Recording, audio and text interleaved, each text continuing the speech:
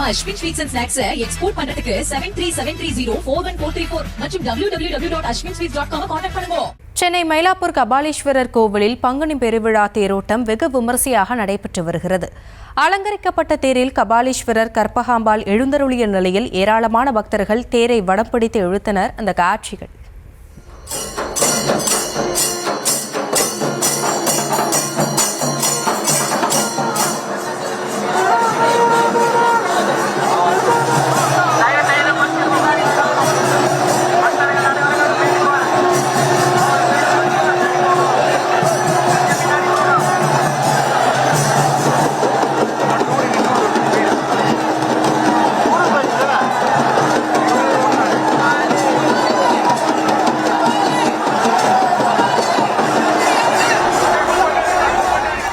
இது குறித்த விவரங்களோடு இணைகிறார் நம்முடைய செய்தியாளர் ரேவதி விவரங்களை வழங்கலாம்.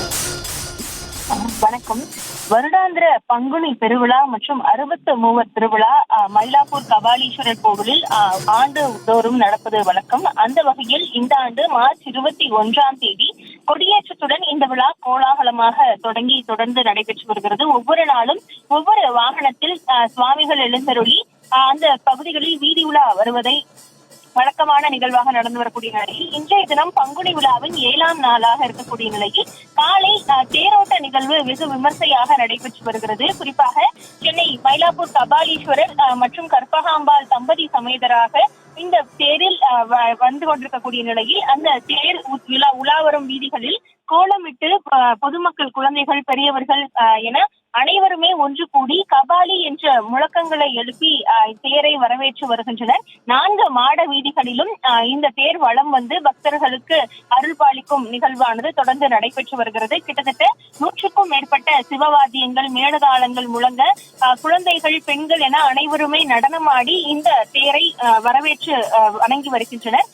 தொடர்ந்து இந்த தேர் உலா நடைபெற்று வரக்கூடிய நிலையில் இந்த பங்குனி விழாவின் 7ஆம் நாள் திருவிழாவாக இது நடைபெற்று வருகிறது. நாளைய தினம் 63 வீதி உலாவும் நடைபெறும் என்று தெரிவிக்கப்பட்டிருக்கிறது.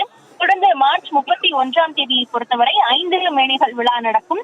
ஏப்ரல் 1ஆம் தேதி தீர்த்தவாரி நடைபெறும் என்று தெரிவிக்கப்பட்டிருக்கிறது. அன்று இரவு திருக்கல்யாண உற்சவத்தோடு கொடி இறக்கப்பட்டு இந்த பங்குனி விழா நிறைவு பெற இருக்கிறது. இந்த விழாவில் முக்கிய நிகழ்வுகளாக இன்றைய தின தேரோட்டமும் நாளைய தினம் அந்த 63 விழாவும் தொடர்ந்து நடைபெறும் என்பது வழக்கமான நிகழ்வாக இருக்கிறது. அந்த அடிப்படையில் இன்றைய தினம் தம்பதி சமேதராக கபாலீஸ்வரர் மற்றும் கற்பகாம்பாள் வரக்கூடிய நிகழ்வை பொதுமக்கள் மிகவும் பக்தி சிரத்தையோடு நின்று காத்திருந்து அந்த தரிசனத்தை பார்த்து செல்வதை பார்க்க முடிகிறது. குழந்தைகள், பெரியவர்கள் என அனைவருமே கூடி நின்று தேரை வடம் பிடித்து இழுத்து இந்த தேர் வலம் வரும் நிகழ்வை கண்டு ரசித்து சென்று வருகிறார்கள். தொடர்ந்து இன்னும் சில மணி நேரங்களில் தேர் 4 மாட வீதிகளிலும் வலம் வந்து கோவிலை அடையும் என்று தெரிவிக்கப்பட்டிருக்கிறது.